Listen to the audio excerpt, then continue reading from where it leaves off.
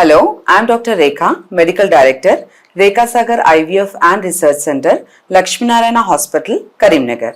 So today let's talk about what is ectopic pregnancy, what is its treatment and how to prevent it.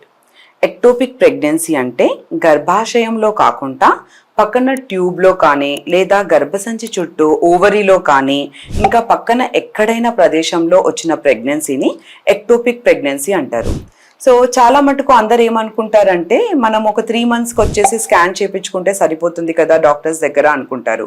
కానీ మనం ఈ ectopic pregnancy కోసమే ప్రత్యేకంగా అసలు గర్భం ఎక్కడ నిల్చుంది అనేది చూడాలి. ఎందుకు అంటే గర్భసంచిలో నిల్చుంటేనే 9 నెలల వరకు అది ఏం ప్రాబ్లం లేకుండా పెరగగలుగుతుంది. అదే ట్యూబ్లో నిల్చుంటే వితిన్ 6 weeks ఒక 5 weeks దాటంగానే ట్యూబ్ పగిలే అవకాశం ఉంటుంది. ఒక్కసారి ట్యూబ్ పగిలిన తర్వాత బ్లడ్ ట్యాప్ లాగా ఓపెన్ అయిపోయి అక్కడ బ్లడ్ వెజల్స్ అన్ని బ్లీడ్ అయ్యి పేషెంట్ ఒక్కొక్కసారి చాలా సీరియస్ కండిషన్లో వస్తుంది అండ్ కొన్ని ఇన్స్టెన్సెస్లో డెత్ కూడా అవుతుంది. కాబట్టి దీన్ని ప్రత్యేకంగా 6 వారాలకి స్కానింగ్ అనేది చాలా ఇంపార్టెంట్.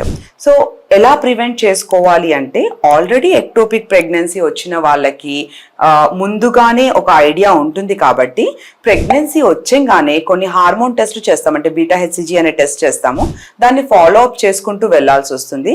అండ్ అర్లియస్ట్గా అంటే 5 వారాలకే స్కాన్ చేయించుకోవడం ఇంకా శ్రేయస్కరం. ఎందుకంటే అట్లీస్ట్ మనకి శాక్ అనేది ఒక దగ్గర ఏర్పడుతుంది. సో వచ్చంగానే వాటిని అశ్రద్ధ చేయకూడదు. ఇప్పుడు డాక్టర్ చెప్పంగానే మనం ఇంకో ఒపీనియన్కి వెళ్దామా లేదా ఇంకొక 10 days తర్వాత వెళ్ళి చూపించుకుందామా అనేది అశ్రద్ధ చేయకూడదు. ఎందుకంటే అది ఎమర్జెన్సీ సిచ్యువేషన్స్కి దారితీస్తుంది. కాబట్టి డాక్టర్ కేర్ అండర్లోనే ఉండాలి. వాళ్ళు చెప్పినట్టు కూడా మీరు పాటించాల్సి వస్తుంది.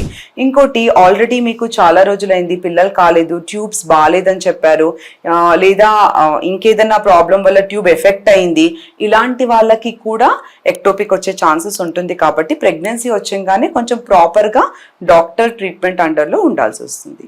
Thank you.